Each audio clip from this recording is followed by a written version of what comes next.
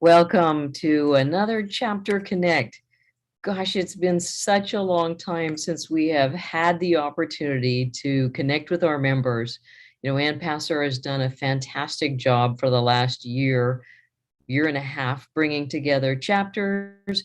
And while we're all stuck inside with COVID, or not with COVID, but we're stuck inside avoiding COVID. So it's nice to have the opportunity to connect and put faces to names. And so Chapter Connect has been a wonderful opportunity for us to really close the gap between our communities and get a chance to meet some new explorers and make new friends. And now I can't wait to get out and get around the world because I've got all these new faces that go with these names that I've heard so often. So I'm thrilled to death to have another Chapter Connect, and especially tonight to highlight a chapter that has not yet been highlighted in Chapter Connect, and that's our newly reconstituted, I'll call it. We've got great new leadership for our Latin American chapter, and thrilled to have these great people. I know how hard it is to put together a Chapter Connect as a chapter chair and try to coordinate everybody, but I'm doing it in a developed country where we have quite the infrastructure. So tonight we're bringing people together who are on cell phones, where like Ushuaia has no internet right now. And so Laura has connected with phone, and everybody is really having to think outside the box to find a way to connect. And yet we're still bringing people together. So let me introduce everyone to the chapter chair for our Latin American chapter. And this is Cristián Pérez-Navarro. Cristián is a Chilean architect and an urban planner. He has a conservation value ecosystems and urban settlements that he works with, promoting science-based integrated solutions to make that work together. So that's really a lot of long speak to say. Cristián knows how to bring nature and people and that urban environment together where it makes sense and it works together and we're not harming the environment. But he's got so much experience through all of, I'd say, the Western Hemisphere, right? Cristián, you've been from Alaska all the way down to Chile and everything in between. He's a longtime Explorers Club member and a fascinating individual. So I can't wait for you guys to learn more about Cristián and about what's happening with our Latin American chapter. So Cristián, I'm going to turn this over to you. Thank you, Nancy, for a fantastic presentation and for such an exciting time. We're thrilled as a group and as a committee to be invited and to join you guys in kicking off this new season of Chapter Connect. As you mentioned, we're in different countries. We are right now in 3 different countries, in Chile, in Argentina, and also in Brazil. So that's just part of our territory.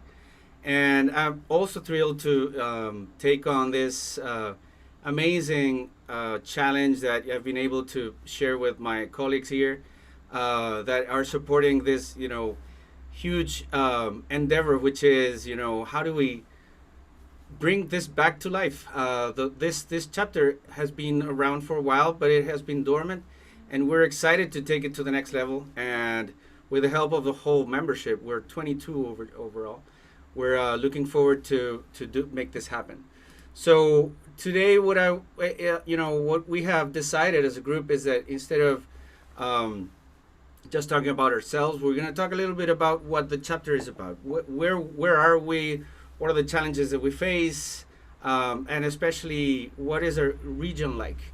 And maybe some of this our audience already knows, but some of it is probably going to be new to them. So with that, I would like to share my screen. If you can let me know if it works, please.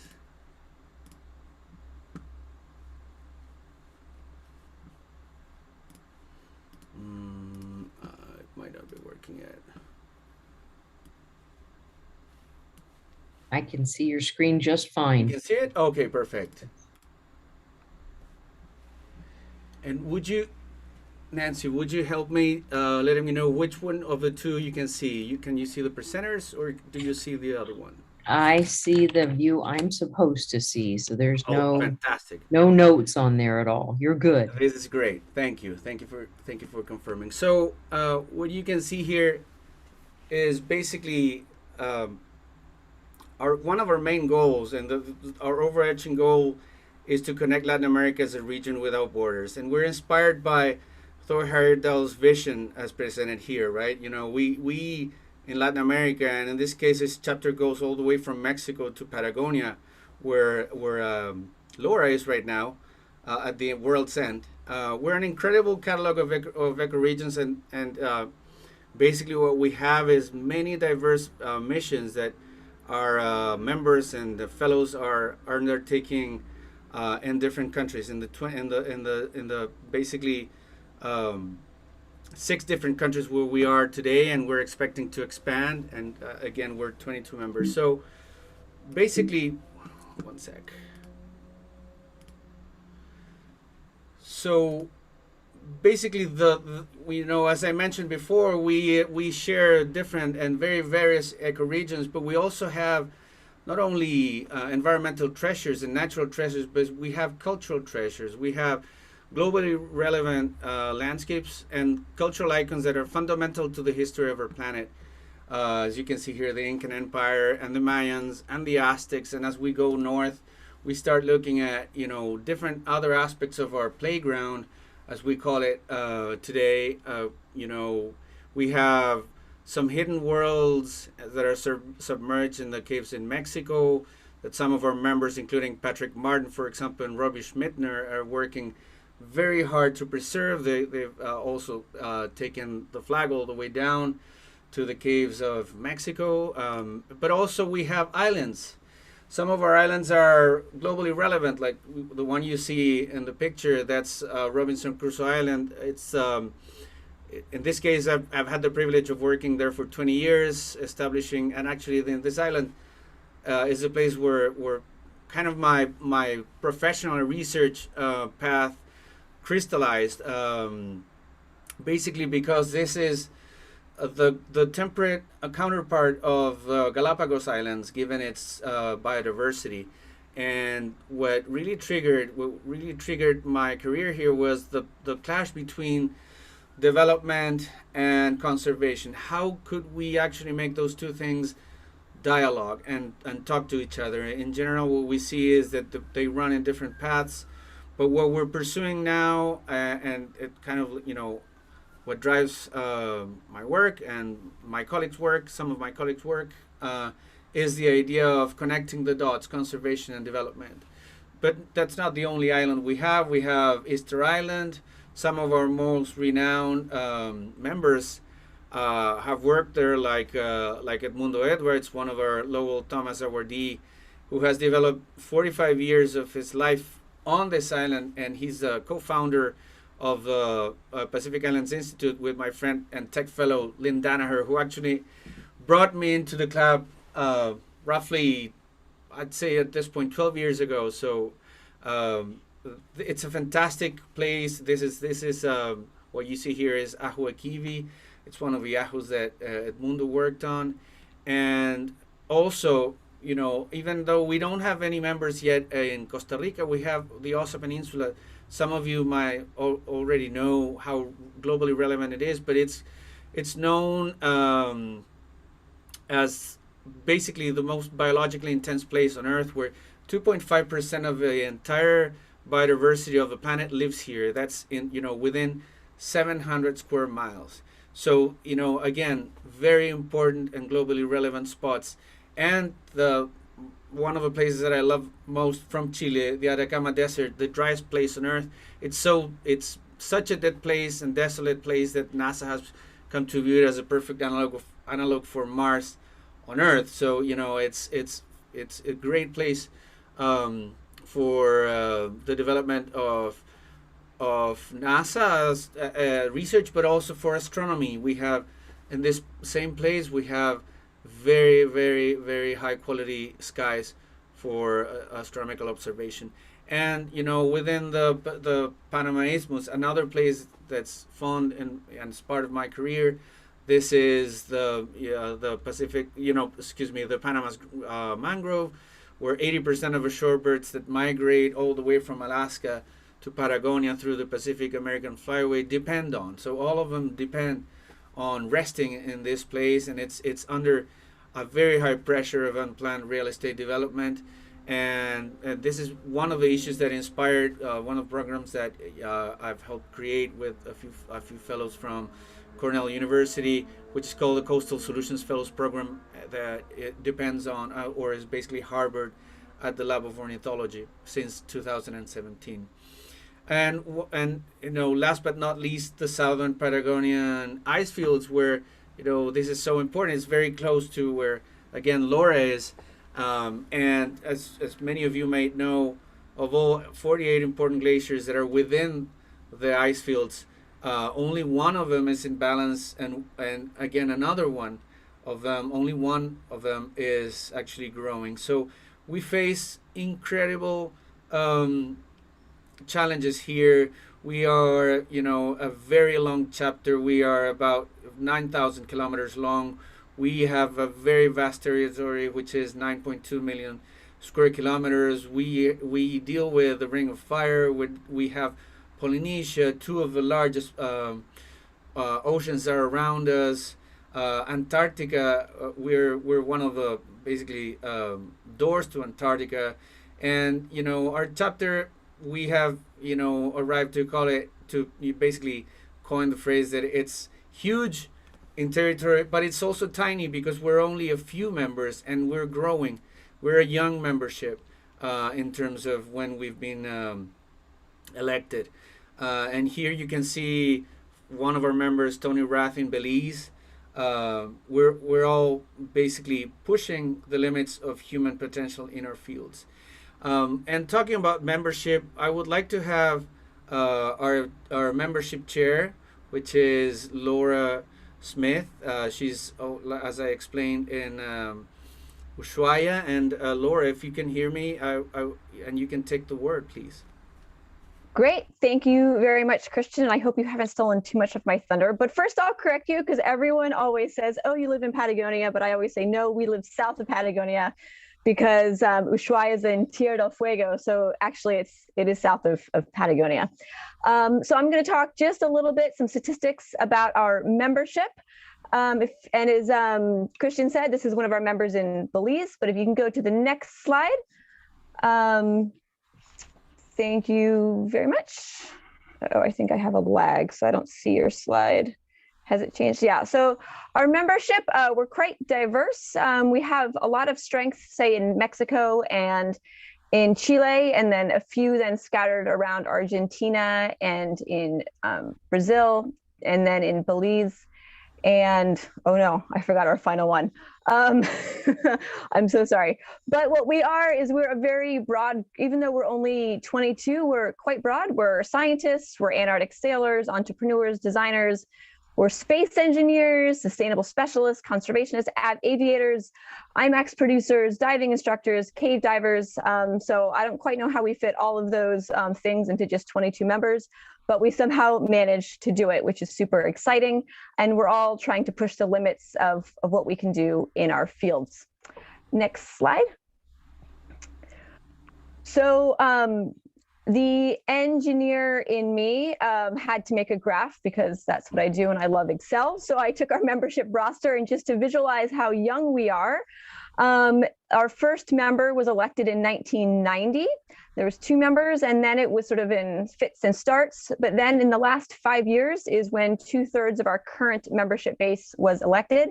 And over half of that was between 2019 and 2021. So this is actually a really exciting time. And who knew we could get so many members in the pandemic, although maybe it's also when all of us explorers actually had time in front of our computers to fill out the application. Maybe the reality as well, but it's super exciting. And I also remember when I first joined, I was like, oh, great, I'm a member. What does that mean besides I'm a member? And I emailed headquarters and said, hey, I see there's this chapter down here. How do I get involved? And at the time it was a bit dormant. So I'm super excited to be a part of the reawakening of our chapter and really see the potential of what all of us cool people down here can do. Next slide. And by the way, in the background, that's Patrick Martin doing really cool things underwater. And this is just a roster of all of our members, maybe hard to see on your screen, but that's it. That's us. That's 22 of us from Mexico down to Argentina. And we're really hoping that as we come together, because our quote reawakening, we really only started meeting in August, I think, or late July. So, I mean, we're really young and excited to see what we can do together. And I've already enjoyed the sort of the membership, the fellowship of just the ones you'll meet today of our committee of getting this together. I feel like we've already started to become friends just through our few Zoom meetings. So that's the membership in a nutshell. And back to you, Cristián. Thank you, Laura. That's super exciting. So we have a chart. We have looked at the map, and we want to, take off. And we want to have a few goals. We have accepted this role and this challenge for the next 2 years. So our term is between 2021 and 2023, and we would like to have certain outcomes. And the short-term outcome, and we have a long-term as well, that is probably way beyond us, but the short-term outcome is basically that by 2023, there is a growing community of explorers in Latin America that are more strongly connected than they are today. As Nancy mentioned at the beginning, we have a very vast territory. It's challenging to all see each other in the same place. It's a little bit different than, the chapters in the US. I have the privilege of having been part of the Pacific Northwest chapter, where we could all see each other very easily. Here it's a little bit different and difficult. Some of our members are not even in the continent. They live in Polynesia. So that's basically our first outcome, the one that we would like to see, where we build relationships and we take advantage of our memberships and the ongoing efforts, just not only as individual explorers, but also maximizing the opportunity of being a member of TEC to propel our common and often overlapping purposes. I think that one of the most exciting things that can happen within a chapter is not only, the fun of seeing each other at least once a year and enjoy, the annual dinner, but also putting together projects together. And, some of our members are working on similar things.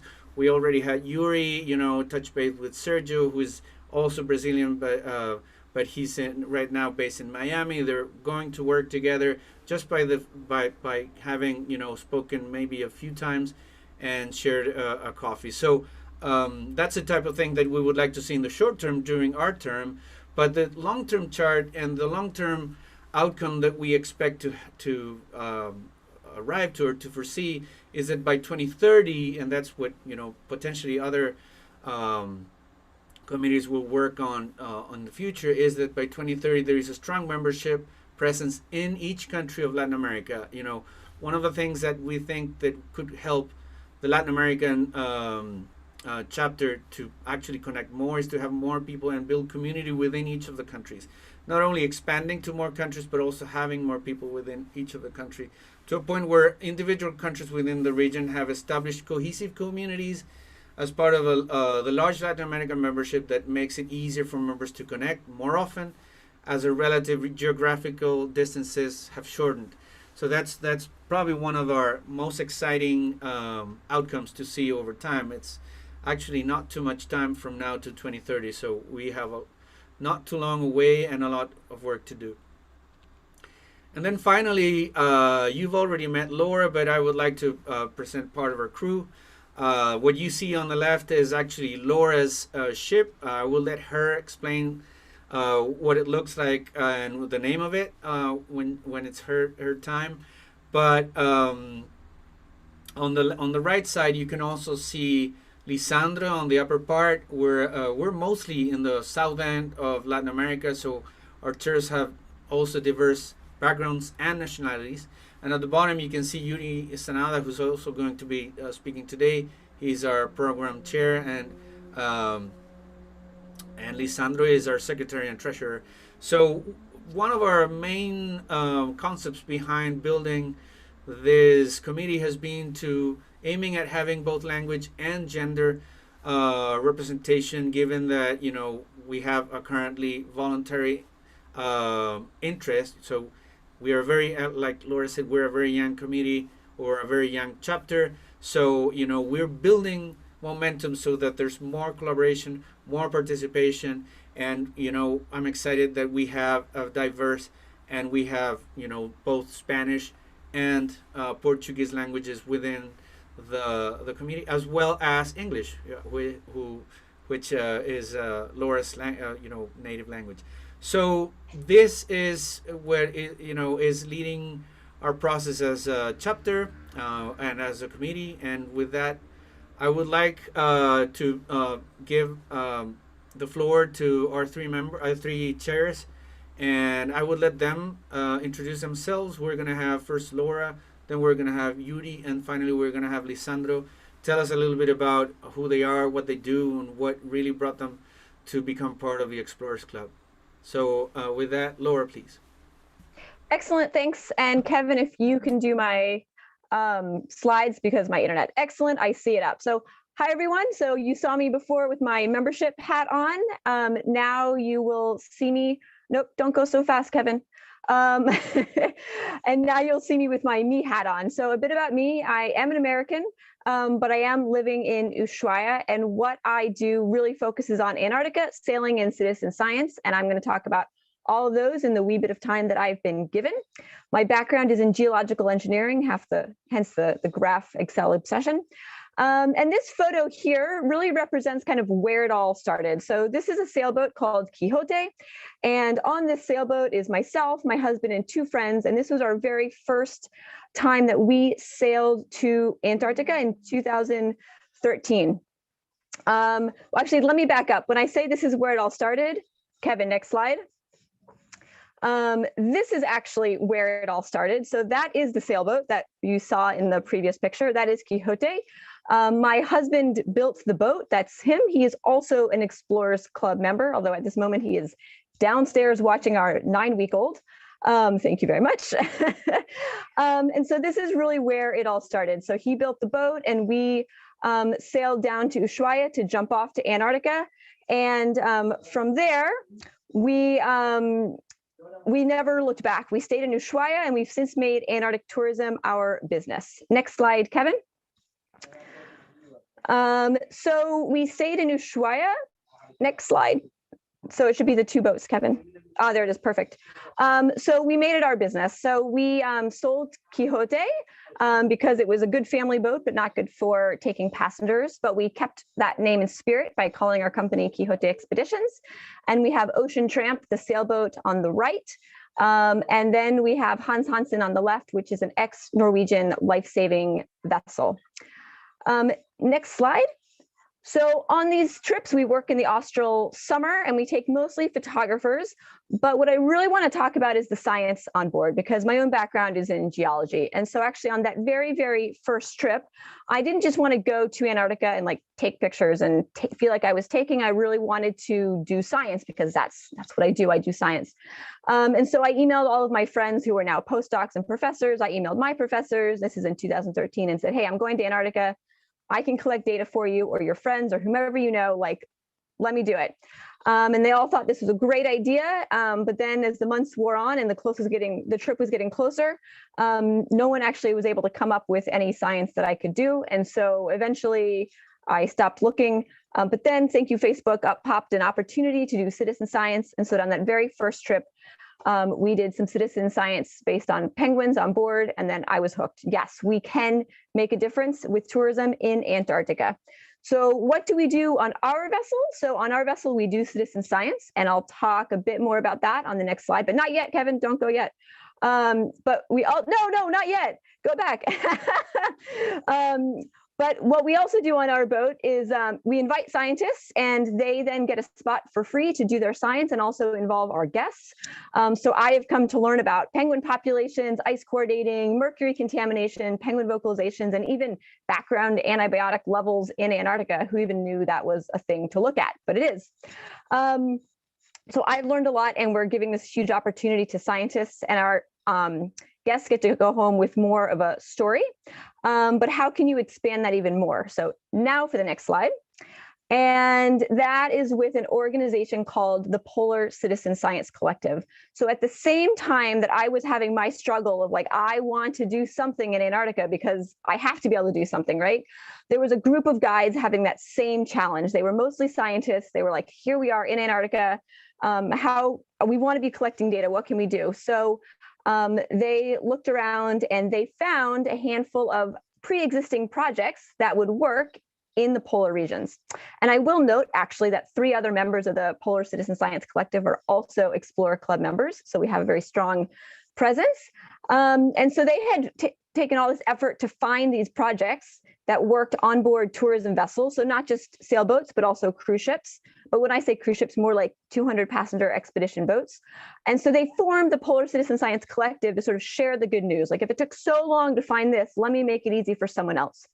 And since then, I've joined the board and now I'm chair of the board and sort of helping lead it to its next phase. So not only do we find projects, but we also reach out to scientists who need data and help them get that process going on the cruise ships. So why is this group so important? Because I think it's really important. So first of all, you have scientists who need data, right? And we live in 2021 and it's all about the data, right? We need data in this world to make decisions. But the reality of working in polar regions is that it's really expensive. It's really challenging just to get there. And even if you do get a spot on one of the research vessels, maybe that research vessel does one transect in your area once a year. So you get like what, 1 data point in the middle of January, but what if you need to know about what's going on in November? What if you need to know about what's going on in March? Like you're kind of out of luck and there's no way you can rent a whole boat just for you. But oh my gosh, wait, we have all of these expedition tourist vessels going to these places. Like what a huge resource. So how can we get everybody together? So instead of getting that 1 data point, you can get a data point November 10th, December 20th, and like suddenly we've got this huge swath of data points. And so that's what we do is we're sort of like the I don't know, not quite the Tinder, but we definitely bring the scientists together with the tourism vessels and make sure that they can also talk to each other so we help the scientists make sure that the data collection process will work on the boat. And then we also have a training platform so that the guides can lead the guests. And so for me, kind of the quintessential great thing is that, you have someone who's come on this trip and they're showing their photos and like, look at this penguin, but it's not just a pretty penguin. It's like, oh, here's a penguin. And let me tell you about the food chain because I helped collect phytoplankton while I was there. So I know all about phytoplankton and I know about who eats it and the krill and the penguins. And then you can go home and tell this story and understand the science about what's going on down here. Next slide. Because I'm sure my time is almost up. But the question is, I'm talking about citizen science. So you might say, how can I get involved? And so with the Polar Citizen Science Collective, in case you found that at all interesting or exciting, we're looking for board members. So if that interests you, especially if you have legal fundraising or financing advice, we'd love to have you. But anyone interested, please contact me. If you happen to be a polar scientist and you're listening and you need data, contact me. I might be your woman to help sort you out.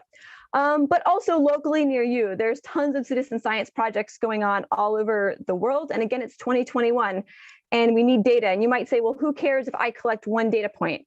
But the reality is like 1 data point plus 1 data point plus 1 data point. Well, that equals a data set. And once you have a data set, then you can start seeing trends. And once you see trends, then we can actually start making decisions and policy. And it actually counts. So every data point matters. Citizen science in the polar regions is like an amazing way to use resources. And we're like just at the cusp of really harnessing this power. And that's what I wanted to share with you guys today. Thank you for bearing with me in my slight technology issues. Back to you, Cristián.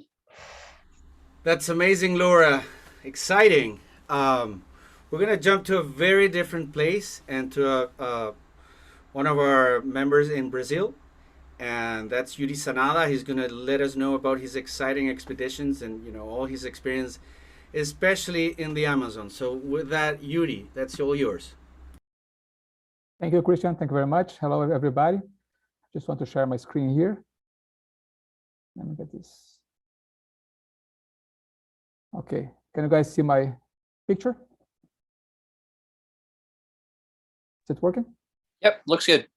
Okay, so my name is Yuri Sanada. I'm from Brazil. I'm a member since 2019.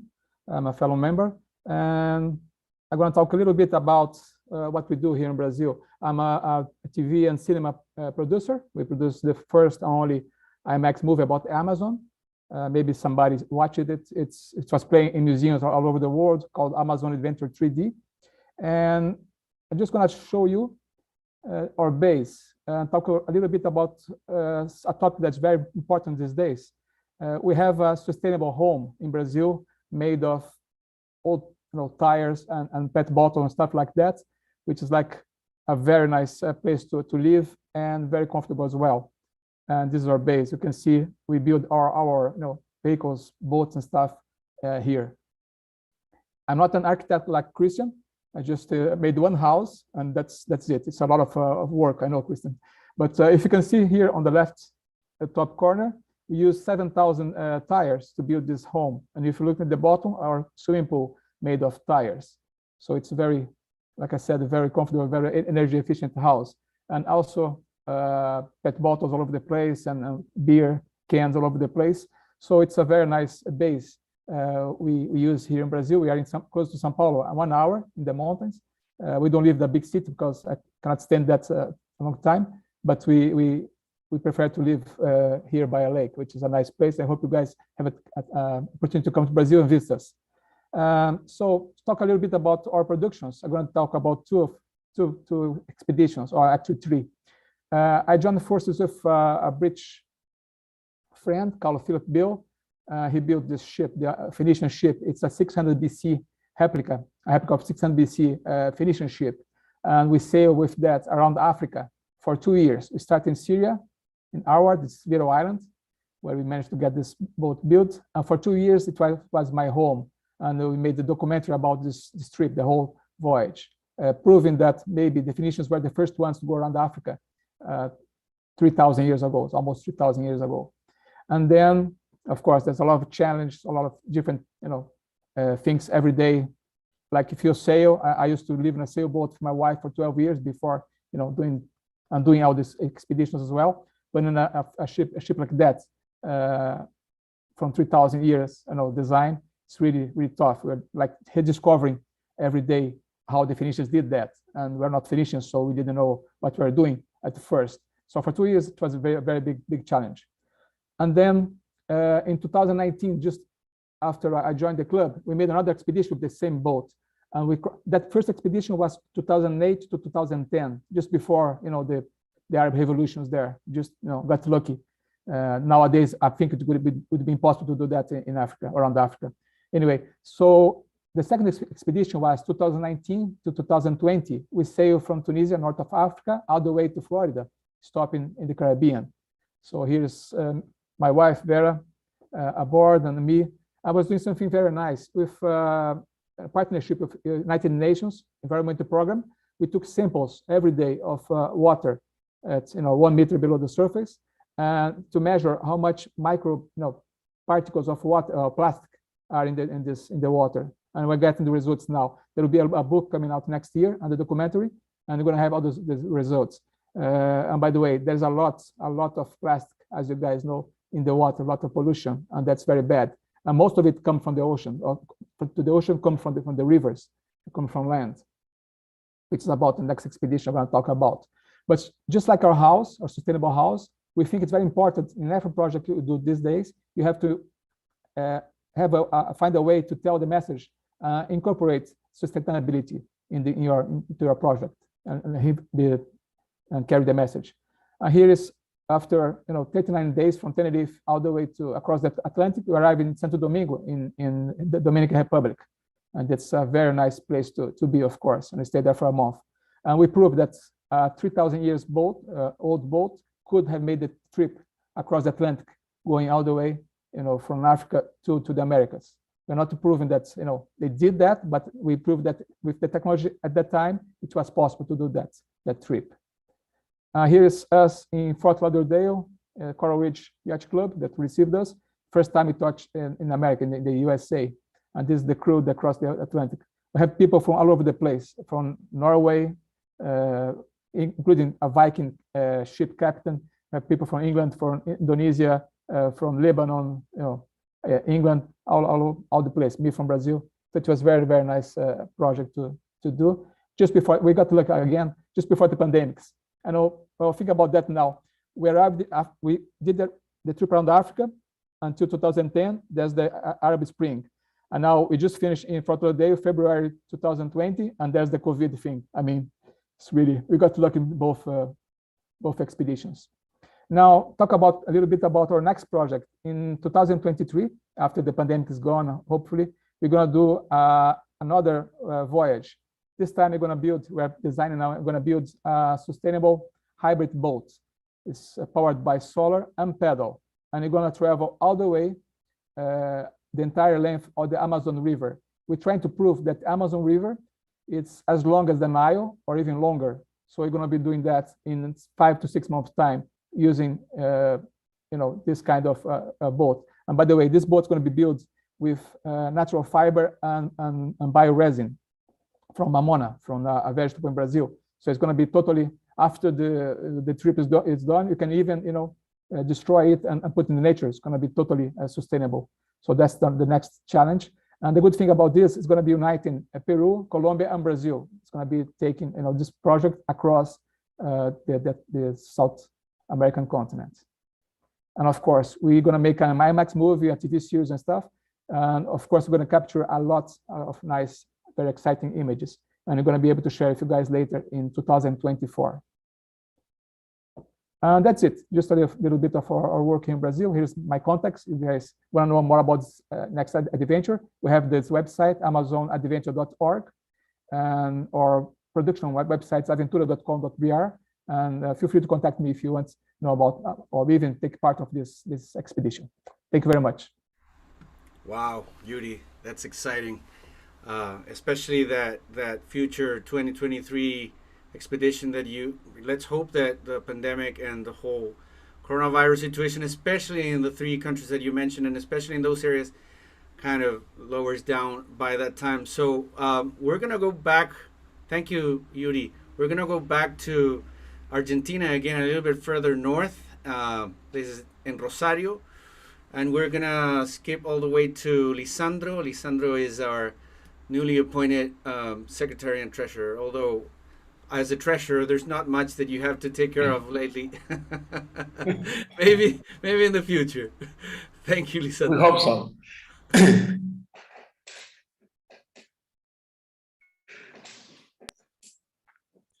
Hi, I'm gonna go ahead and share my screen.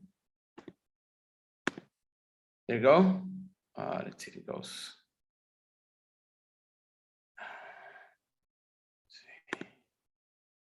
Okay. Let's see if we can. That should go. That should do it right there. Looks good. All right. All right. So I'm gonna try to make it quick. Well, my name is Lisandro Martinez. I'll be the secretary and treasurer for this period. I've been a fellow member since 2019, so I'm a newly member to the club, fellow international. I'm gonna go a little bit more from the very early years of myself. I'm from Rosario, Argentina. I have 2 kids, and I've been very curious and passionate about exploration since I was a kid. It's been a very long journey. Since I was a very young kid, I was amazed by space, and I decided to become an astronaut like every other kid. But I actually tried to give it a shot from Argentina, and I made it to a couple of rounds of the astronaut selection in the European Space Agency in 2008, but I didn't make it to the end though. But during that time, in order to make it there, I earned a bachelor's degree in engineering physics from Embry-Riddle in the US. I earned a Master of Science in Space Science and Technology from Luleå University in Sweden, and a Master in Astronautics and Space Engineering from Cranfield University in the UK. I have an ATP license with more than 7,000 flight hours. most of them in jet aircraft. And I currently fly an Airbus 330 for a living around the world. So that's all, a little bit about my background. My exploration and research started back in university. I started working at the Space Physics Research Laboratory under PI was Dr. Sipji. We had some NASA and NSF grants to observe the auroras and the interaction of the sun with the upper atmosphere. And so we look at the light emissions on the poles during the winter, but on the summer, we had to go on expeditions to collect the data, service the instruments, and install new instruments. And so at the very beginning, when I joined the lab, I started doing that. So I got to travel twice to the South Pole, and I earned the Antarctic Service Medal. I went twice to the magnetic North Pole, well, to the magnetic pole near the North Pole. And I've been to Greenland as well on an expedition. And that came out with a few publications, more than 20, here are a few of them on that time. So during that time, I have some images here. My presentation is more like an engineer's presentation. So, so I have my, there at the very top left is the South Pole Station from the old station, where we had our instruments in the Aurora Lab, right on top on that red building behind the dome. That's the Antarctic Service Medal I earned there. And that's the other picture next to it. It's the Antarctic landscape. I wanted to show that there's not much there in the South Pole to see. It's a very dry place. It's high as well, and it's very cold. So in the summer, it goes to minus 45 degrees with the wind chill. So I also got to be in Eureka, Northern Canada, near the magnetic North Pole. And that's the Pearl Lab in Eureka where we have the instruments. And I've been to Greenland, Kangerlussuaq. That's a glacier from Greenland. And so I not only did the explorations about science back then, but after graduation and after leaving the lab, I kept testing limits of myself and others. So I decided to run 2 Ironman races, and I finished both of them in under 11 hours and 20 minutes. I started flying aerobatics to test my resistance to G levels and see how I resisted and how I reacted to operations under that stress. And during my master's degrees, I became very interested about the radiation exposure of astronauts to space radiation during a trip to Mars. And I wrote a paper that was published back in 2012 about the effects of radiation on astronauts outside the Earth magnetosphere. And all these came with hard work, but a lot of fun as well. So during that time, I got to dive in the Arctic Ocean.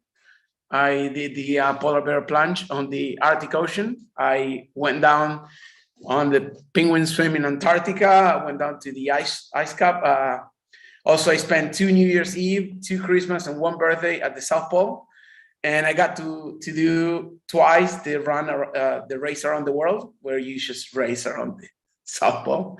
And so basically you go around the world. So it's a lot of fun as well. So exploring is, I made a mixture of exploration and fun as well. So currently I'm still passionate about space exploration. I still do some work there. I still want to become an astronaut. I'm figuring out how to, and working on that. And I want to support the Explorers Club in Latin America and help others come to this region. And that's why I decided to be part of the chapter. And so I hope we can do that in the near future and be part of some explorations from fellow members in this region. And that's it. And back to you. Thank you very much. Thank you, Lisandro. That's exciting. I can't believe the amount of things you've done in such a short time. And, you know, Nancy, as you can see, our crew doesn't have a lot of limits. So I think we're gonna have a pretty good journey, you know, supported by, you know, this group of humans that, you know, all of us sharing the same region. I think that we're going to find a place first to meet, as a committee very soon. Probably we haven't talked about this, but maybe I think one place that's kind of a no-brainer would be Buenos Aires, for example. That's close enough to everybody. But some of our plans are to, of course, to have as soon as the pandemics end, that we, have our annual dinner, which I think everyone's going to be excited. We're going to have to choose a place for such a large territory. But you've witnessed, and we have all witnessed an amazing group of friends. I can call them friends at this point because we've been, working very hard to become a unit. And I would like to, hand the floor to you. Maybe we have some comments from the audience or questions. So Nancy. We do have questions coming in, so let's jump straight into those. For Laura, can you tell us, is citizen science data valued by the scientific community? Hi, Nancy. Thanks for that. So historically, it's been not really valued because the thought is, why can your everyday Joe or Sally or Nancy go and, collect data? But the reality is so much of the data collection is actually quite easy. You do not need a PhD to dip something into water or to tow a little net behind your boat. So it's really important to do it, but you don't necessarily need to have, a million years of education behind you. So it is now growing because because the data actually has feedback loops to make sure that it's valuable. So the way we do it is that we have an app, so it's very easy. You can't really mess up on entering your data. We also give training to the guides. So there's also it's becoming more structured also as a field to make sure that the data has quality, and it's actually making impacts as well. I mean, within our own organization, because of the amount of whale tails observed and documented, we now know where the whales are. And now, because we know where and when they are, the tourism vessels actually slow down in certain areas in certain months so that you can avoid hitting them. So there's a speed limit now, and we didn't have that data without the citizen science, without the passengers taking these photos. We wouldn't know exactly where the whales were. So there's already been changes just from the data that we've collected, and it's, to be honest, more valuable than some of the data the scientists collected, because we have exact GPS where in the same database, there's some whale tails from scientists where it's located, the location is Antarctic Peninsula, which could be anywhere, as opposed to the actual spot. So sometimes we're giving more specific data than they have. So no, it's growing. It's growing as a trend and in acceptance, and even NSF is starting to give more and more grants that are citizen science based, which is super exciting. That's great. There seems to be a real organic movement going on about citizen science, and it's really neat to see getting people inspired. STEM, science, technology, engineering, math is a buzzword, but it's also a really big deal to minimize the negative impacts we have on this planet and hopefully have a more positive impact. So it's really great to see that's happening in a really natural way, so many places, but especially as remote as Antarctica. That's not an easy place to get to. And I got to tell you, I'm really jealous that you live in Ushuaia, because that is just a beautiful place. Can't wait to get back there. Welcome okay, anytime. Lisandro, I'm going to put you on the spot with one of the questions that came in. Is space radiation going to be the death nail to making it to Mars, to humans making it to Mars? Thank you, Nancy. Space radiation, it's one of the hardest things to solve for the future of space exploration. There's no really a solution to that right now. And one of the biggest constraint is the amount of time that the astronauts need to spend right now to go to Mars. The propulsion systems for future exploration will need to take the astronauts a lot faster, or even have a transition time to Mars in a shorter time. So yes, it is a very difficult issue to solve, and it will depend on the time of the year, the solar cycle in which the astronauts will travel, And if there is a solar event during that trip, they might have an issue. Now, if you know, when the astronauts go to the space station, they are within the Earth magnetic field that works as a shield, even though that some radiation penetrates through, especially on the northern areas of the magnetic field. When the station is on a near polar orbit, when it goes up, they might get a little bit more radiation. But when you go outside the Earth magnetosphere, you're on your own. And so right there, you have to work with two types of radiation that will fight together. They're coming. So you have your galactic cosmic rays, and you have your solar radiation. And so it depends on the time of the solar event. When you have a solar maximum or solar minimum, you might have more of one or more of the other. And it depends on the energy of the particle that you get struck by. It will go through the structure of your ship, and it will create probably secondary particles that will also generate different types of radiation. And so it is a real big problem for the future of space exploration. Right now, there's a lot of studies going on that, and not only for the humans, also for the electronics that will impose an issue. And so we've been very lucky until now, especially back on the lunar trips, moon trips back in the 60s and the 70s, where there were no solar events, and that's mostly all the information that we have. Now there's some information going to be collected from a probe going around the moon, and to get more data from solar radiation and galactic cosmic rays. But it is a big issue for the future of space exploration.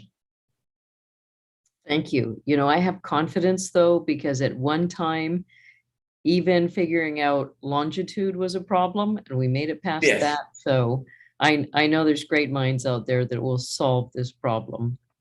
I'm going to ask a question that came in for Yuri. Yuri, how do you include sustainability in the planning of expeditions and exploration projects? Okay, thank you, Nancy. Yeah, well, like I said, nowadays you have to really think about how you impact less the world, especially if you go to a remote place and you are maybe the first person to be there. You don't want to leave all the trash behind, right? Or batteries and stuff that can really damage that environment. So the first thing I advise is, when you plan your expedition, like we're doing for a hybrid boat, like I said, it's going to be made with natural fibers and bioresin. Even if shipwreck, there's an accident, we leave that in the Amazon, it's going to be biodegradable in a few years. So there will be no impact to that thing. And we won't have fossil, fuel for the boat. It's going to be solar panels and pedal. So you're going to be using human energy.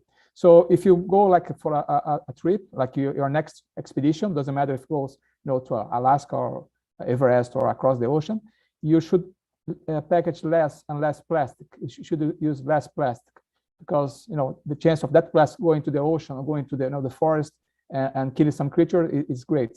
So if you have this package with a lot of anything, a biscuit, and there's a lot of small biscuits, each one in a small plastic, just remove them before you leave. Put in a hard case that you can bring back. So try to think, how can I produce less garbage during my trip, so I don't have to bring that garbage back, and there's less chance of that ending up in the forest or in the ocean, in the river. So we have to really think and be intelligent about how you prepare your stuff and how you conduct your expedition. That's my advice. That's sage advice, and I think we could take that not just for expeditions, but for everyday life. That's true. Yeah. All right. So Cristián, early on, you were talking about the Coastal Solutions Fellows Program. So what challenges are the main challenges that the Coastal Solutions Fellows Program at the Cornell Lab is addressing? Thank you, Nancy. Well, first of all, the Coastal Solutions Fellows Program is a program that at this point has already a third generation running. It's 6 fellows per year. So at this point, we have 18 fellows already having gone through the program. The main issues that they face is basically this has to do with the issues that are faced by shorebirds on the Pacific American Flyway, where the whole idea is how do we create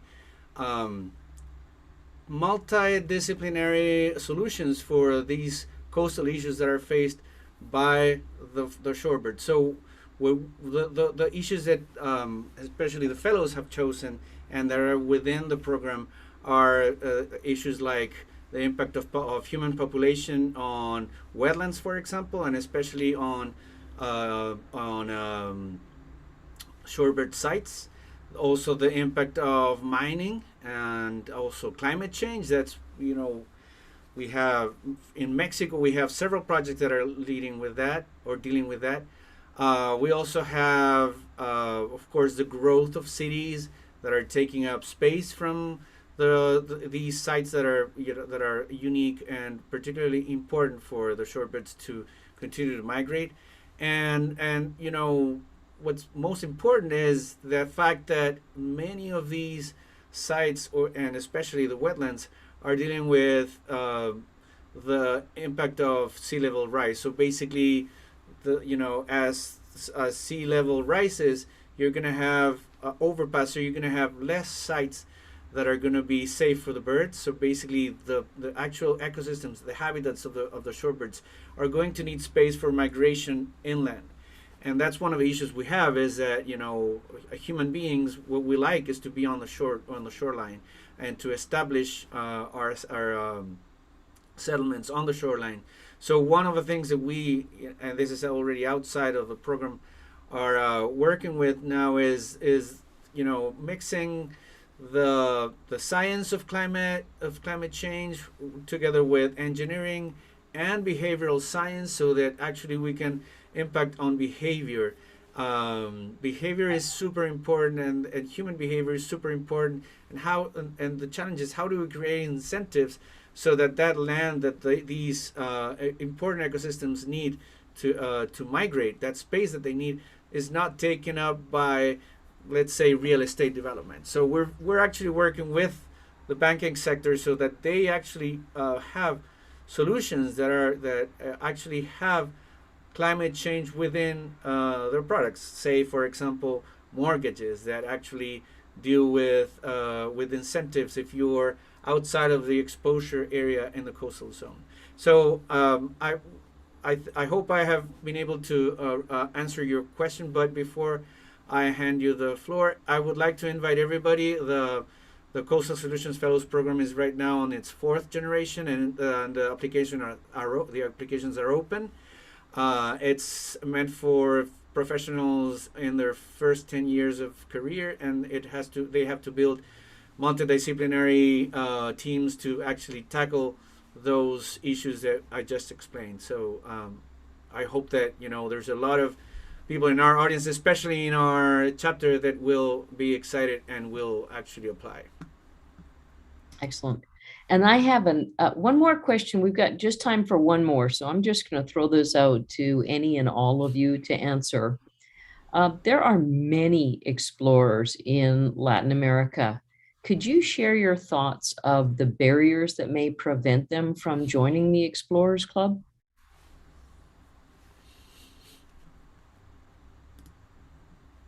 I'll jump in. I'm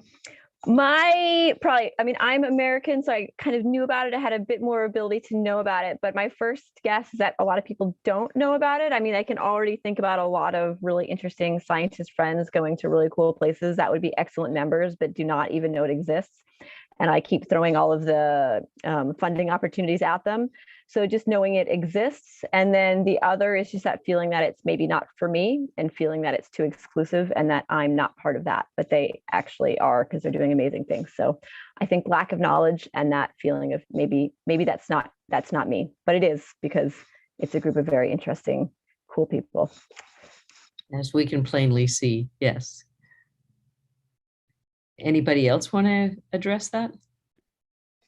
I think also when you see the other chapters, Latin America is so broad that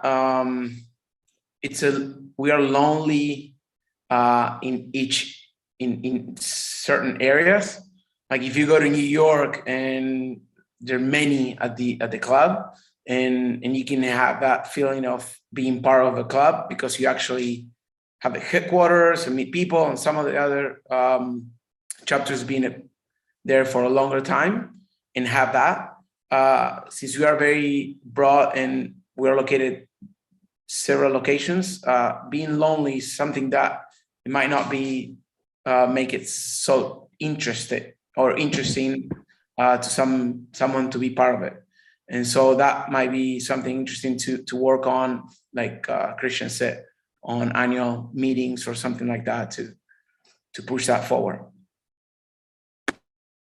Great ideas, and I love that you offered up a solution too. So this has been such an honor and a pleasure to work with all of you tonight. If the examples that the four of you came up with are examples of what the 22 members of the Latin American chapter are doing, then there's a lot of chapters that better pay attention and step up, because there's remarkable work happening in Latin America. And it's just been such an honor to get to work with all of you tonight. Your presentations were so professional, and the work that you're doing is fascinating.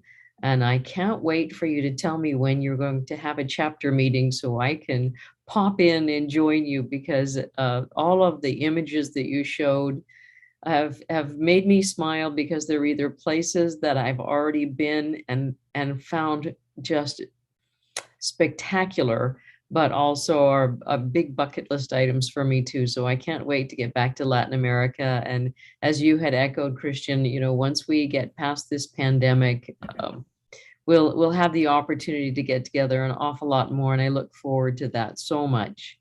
Is there any last things that any of you wanted to say to our audience before we close out? Yuri? Yes, can I share my screen just for a moment? Yes, please. Just going to show just one last picture. Can you see this old picture? Yes. Okay, this is just, I was just thinking while we were talking. This is Teddy Roosevelt. Of course, he came to Brazil in 1914 to explore the River of Death, now a river called the River Roosevelt. And he became, of course, he was a member of the Explorers Club. He nominated Marechal Rondon from Brazil, who actually saved his life during his trip. And later, the Explorers Club, I think in 1957, well, they first invited Rondon to be a member of the club in 1927. So I think he was the first Latin American member of the Explorers Club here in 1927. And then the Explorers Club nominated him for the Nobel Peace Prize in 1957. So just a little bit of history of maybe the first member of Explorers Club in South America, in Latin America. Just that. Thank you. Well, thank you. And we can't wait to connect with you guys again and to touch base again to see what things are happening and meet some more of your members. I want to thank you again for joining us. I know that we've got lots of people who are finally getting back out in the field. So while Chapter Connects have not been happening for a while, since we've actually gotten to get out of the house and go do things that we love to do, I know there's more coming up. So I look forward to hosting more Chapter Connects and coming back for a visit with Latin America. So thank you, all of you, so much. I wish you well, and I look forward to seeing you in the field someday soon. Thank you, Nancy. Thank you, Nancy. Right. Thank And you very a much. big shout out to behind the scenes, Kevin Murphy, for all of his great work in handling the magic of getting us on a live streaming call here. Absolutely. Thank you, Kevin.